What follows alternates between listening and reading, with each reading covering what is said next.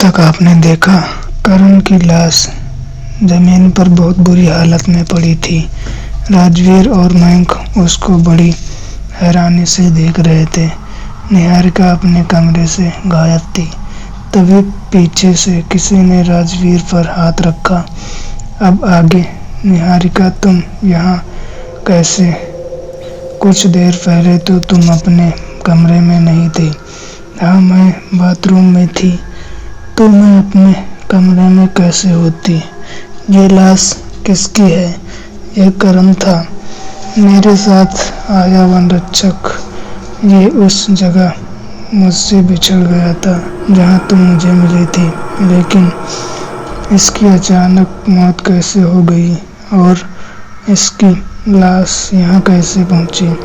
हो सकता है कि वो वापस आ रहा हो और किसी जानवर ने उस पर हमला कर दिया हो। तुम्हारी आंखों के सामने एक लाश पड़ी है। तुम एक लड़की होने के बाद भी तुम्हें डर नहीं लग रहा?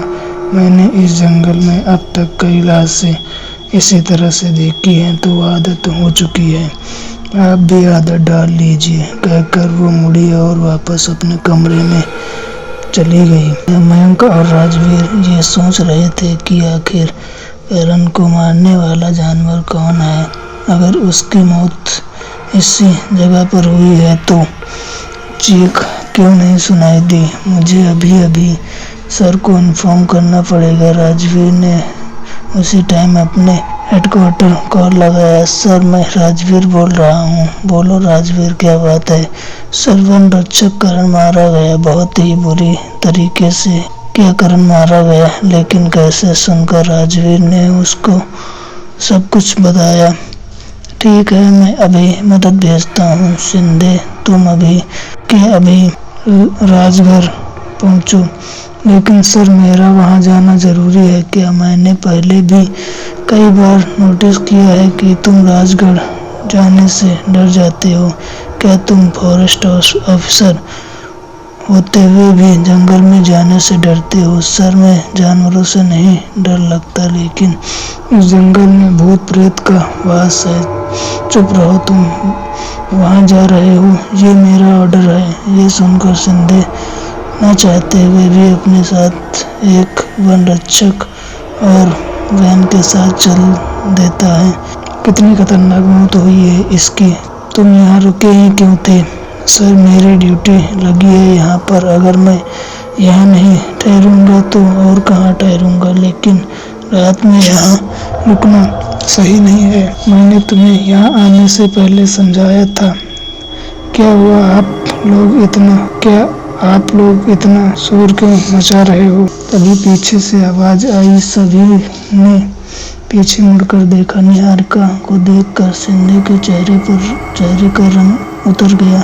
ऐसा लगा कि उसको बहुत ही गहरा झटका लगा हो। तुम ये निहारिका है, क्या आप इसको जानते हो? सुनकर शिंदे ने एक लंबी सांस भरी। नहीं, मुझे लगा था कि मैंने कहीं देखा है, कहकर अपने साथ आए वन रक्षक रवि से कहा, चलो अंदर चलते हैं। ये कहकर वे चौकी के अंदर चले गए। राजवीर को ये बात बड़ी ही अजीब लगी और निहारिका के बारे में भी उसको अजीब ख्याल आ रहे थे। यार, अब चल के सोते हैं, मुझे बहुत तेजी से नींद आ रही है। यह सुनकर राजवीर मयंक के साथ उसके कमरे में चला गया। वो बिस्तर पर लेट तो गया, लेकिन अभी भी उसकी नींद कच्ची थी। कुछ देर बाद उसको कोई शोर सुनाई दिया। वो दबे पांव बिस्तर से उठा और कमरे से बाहर निकला। उसने देखा शिंदे रवि के साथ निहारिका के कमरे में ताक झांक कर रहा था। वो दोनों बाहर की तरफ जाने लगे। अब राजवीर भी उनका पीछा करने लगा। शिंदे ने बाहर गार्डन से एक फावड़ा उठाया और बोला, कार में से पेट्रोल की कैन निकालो। ये सुनकर रवि ने कार में से क्यों निकाली और फिर दोनों एक साथ आगे बढ़ गए। राजवीर भी उनका पीछा करता रहा। आखिरकार वो दोनों एक पेड़ के पास खड़े हो गए। यहाँ खुदाई शुरू करो। ये सुनकर रवि ने अपने हाथ से फावड़ा उठा लिया और जमीन खोदने लगा। आखिर ये सीधे करना क्या चाहता है।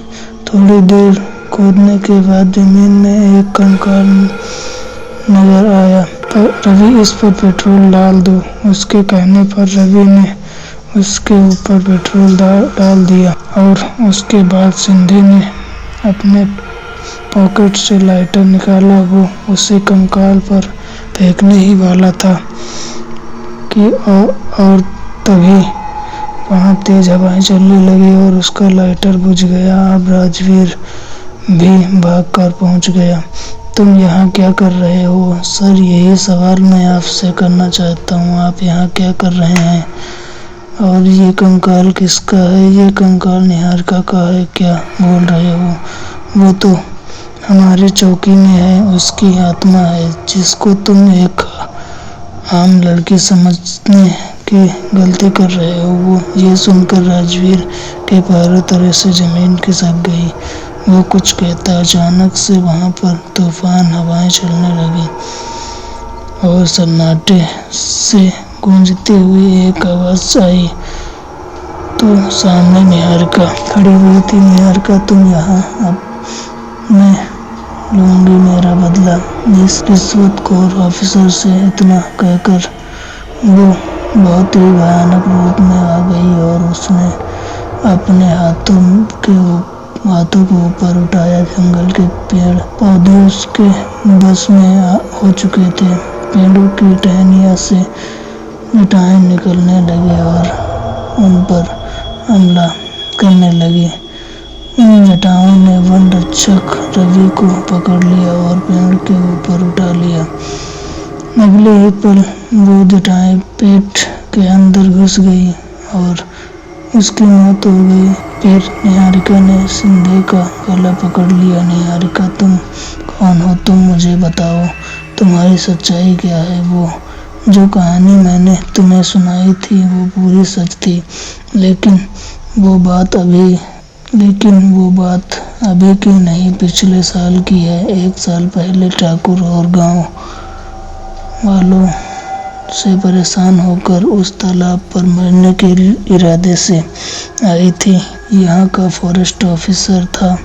इसने मुझे मरने से बचा लिया और दिलासा दिया कि ये मेरी मदद करेगा, लेकिन उसी रात मेरे सोने के बाद वो लड़की यहाँ मरने के लिए आई थी। तुमने उसे बचा क्यों लिया? ठाकुर साहब, अगर वो तालाब में डूबकर मर जाती तो उसकी लाश कुछ ही दिनों में उसकी लाश ऊपर आ जाती, तब आप फंस सकते थे।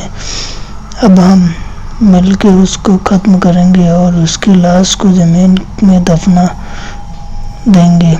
ये बातें मैंने सुन ली थी। मैं चौकी से उसी टाइम भाग गई, लेकिन इन दोनों ने मेरा पीछा किया और फिर दोनों ने मिलकर मुझे खत्म कर दिया। तभी से ये जंगल मेरी आत्मा से श्रापित हो गया। मैंने ठाकुर को उसी रात मार दिया। अगले रात में उसको मारने ही वाली थी, लेकिन ये दिन में ही यहाँ से भाग गया। तभी से अब तक मैं इसका इंतजार कर रही हूँ। तो आपकी इस जंगल में न आने की वजह ये थी। राजीव, तुम जल्दी से लाइटर उठाओ और इसके कंकाल में आग लगा दो। ये हमेशा के लिए खत्म हो जाएगी और एक भी हड्डी बिना जले रह गई तो हम इसे नहीं मार पाएंगे। राजवीर ने लाइटर उठा लिया और खुली कब्र की तरफ बढ़ा। उसने लाइटर जलाया और निहारिका की तरफ देखा। वो अभी भी सिंधे का गला पकड़े हुए थी। राजवीर, जला दो इसको। आज ये जंगल श्रापित है। सिर्फ आपकी वजह से आपको इस जंगल का रक्षक बनाकर भेजा गया था, लेकिन आपने अपने हाथ से इस जंगल मैं गुनाह किया। ये तुम क्या बकवास किए जा रहे हो? मैं एक वन रक्षक हूँ। मैं इस जंगल में कुछ गलत नहीं होने दूंगा। निहारिका के साथ फिर से नाइंसाफी नहीं होगी। ये कहकर राजवीर ने लाइटर बुझा दिया और उसकी कब्र में उतर गया। उसने उसके कंकाल की हड्डियां उठाई और अलग अलग उछाल फेंका। नहीं, ये तुमने ठीक नहीं किया। अब इसको हम कभी खत्म नहीं कर पाएंगे। निहारिका ने सिंधे को दूर फेंक दिया और फिर उसने अपने दोनों हाथ हवा में उठाए और फिर कांटों वाली जड़ें निकली। उन्होंने सीधे सिंधे को जकड़ लिया। वो जटाएं किसी तीर की तरह उसके अंदर उतर गई और उसका खून चूसने लगी और फिर एक जटा उसकी गर्दन पर चली और उसकी गर्दन दूर जा गिरी। निहारिका ने एक बार राजवीर की तरफ देखा। वो उसको देखकर मुस्कुरा रहा था।